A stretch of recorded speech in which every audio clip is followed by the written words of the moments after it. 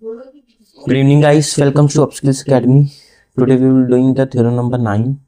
Let's start.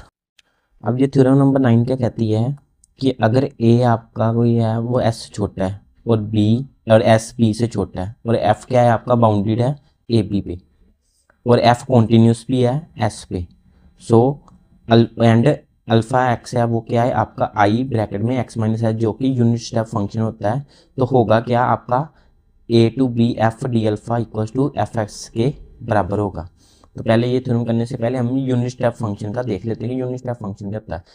मेरा simple सा function होता है यूनिट स्टेप फंक्शन कि अगर x की वैल्यू 0 या 0 से कम है तो उसका आंसर 0 आएगा, ठीक है, और अगर x की वैल्यू 0 से बड़ी है तो उसका आंसर 1 आएगा, ठीक है। सिंपल ये फंक्शन है। अब हम थ्योरम स्टार्ट करते हैं।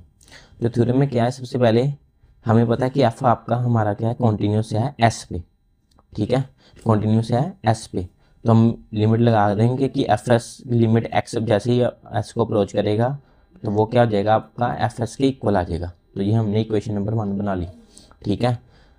तो अगर इतना कर लिया तो हम एक पार्टीशन भी लेंगे। पार्टीशन हमने क्या ले ली, x naught, x one, x two, x three, बस छोटी सी पार्टीशन लेनी है हमने। एक्स नोट को हमने ए मान लेना है, x1 को हमने s मान लेना है, s2 as it is x2 ही रहेगा और x3 को हमने b मान लेना है, ठीक है। तो a जो हमारा होगा वो क्या है x नोड जो कि लेस देन होगा x1 से, ठीक है। x1 क्या है हमारा s जो कि लेस देन होगा x2 से और x2 लेस देन होगा x3 से जो कि b है, ठीक है। अब since f is bounded on ab, f bounded है ab पे, और अगर कोई फंक्शन बाउंडेड होता है कि ए पी पे तो वो उसके हर सब इंटरवल पे भी बाउंडेड होता है, जितने भी उसके अंदर सब इंटरवल आएंगे उस पर भी वो बाउंडेड होगा, ठीक है।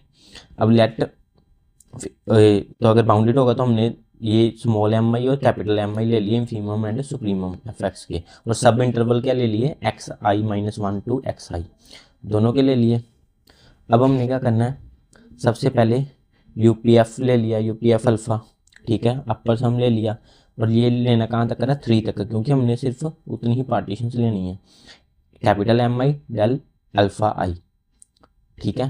तो अब इसको हमने 3 पार्ट्स में तोड़ देना है। m1 पहला क्या होगा आपका x1 माइनस एक्स नोड, क्योंकि हमने पार्टीशंस क्या ली थी ये वाली, तो पहले x1 माइनस एक्स नोड, फिर x2 माइनस x1, फिर x3 माइनस x2, तो यही 3 हमने लेनी है। तो पहले क्या ले लिया हमने alpha x1 minus alpha x node, फिर m2 के ले लिए अल्फा x2 माइनस x1 और m3 के ले लिए alpha x3 minus x2। Got it.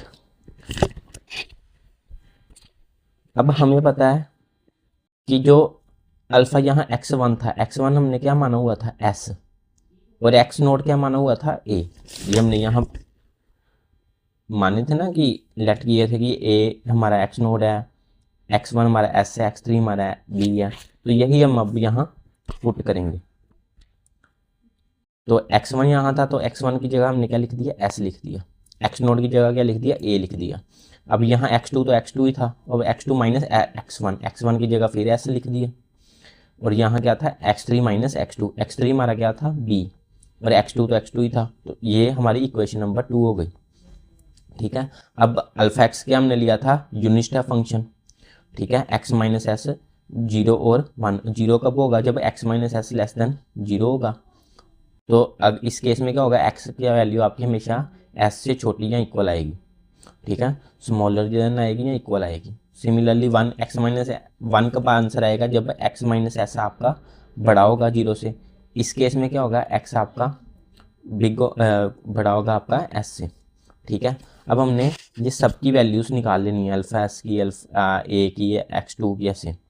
तो सबसे पहले अल्फा एक्स की देखो, अब अल्फा एस है तो मतलब कि x की जगह आपने ऐसे पुट कर दिया, ठीक है ना, क्योंकि यहाँ x था ना, ये देखो यहाँ x था, यहाँ जो भी हम पुट करेंगे उस हम यहाँ भी पुट करेंगे।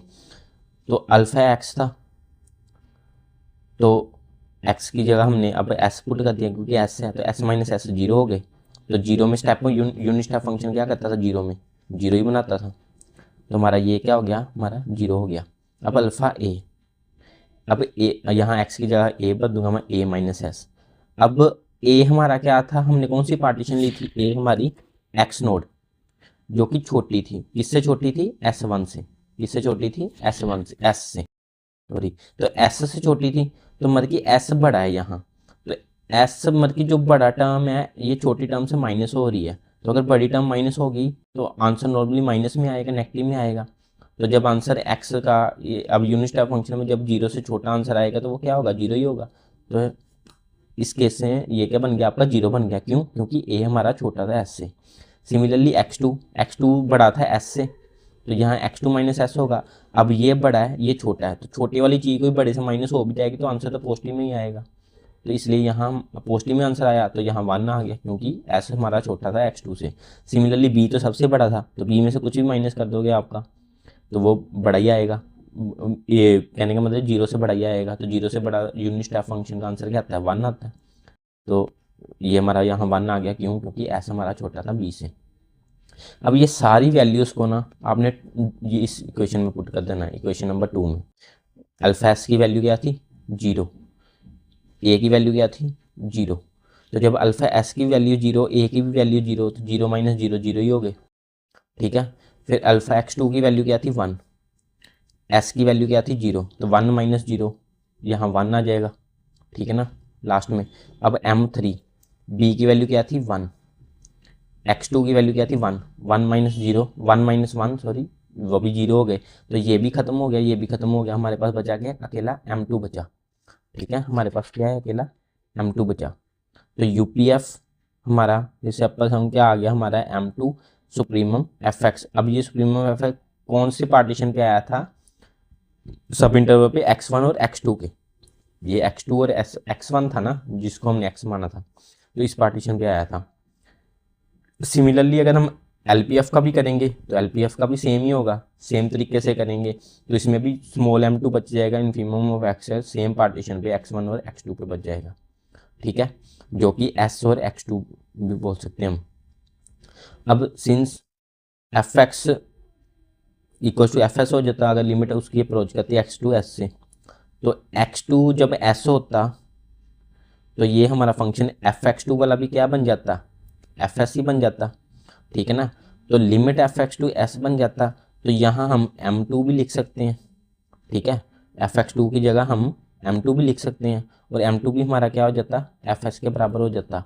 तो सिमिलरली हमारा अपर सम जो था ये भी यूपीएफ अल्फा भी हमारा एफ एस के बराबर आ जाता जब limit x approaches to s करती, और similarly L P F alpha भी हमारा एफ एस आ जाता जब लिमिट अप्रोच करती, तो दोनों इक्वल हो गए, तो हमारा यूपीएफ और एलपीएफ भी आपका इक्वल आ गया।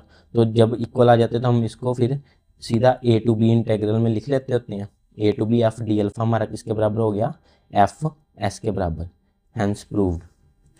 सो आई होप आपको ये थ्योरम इजी लगी होगी। Thank you.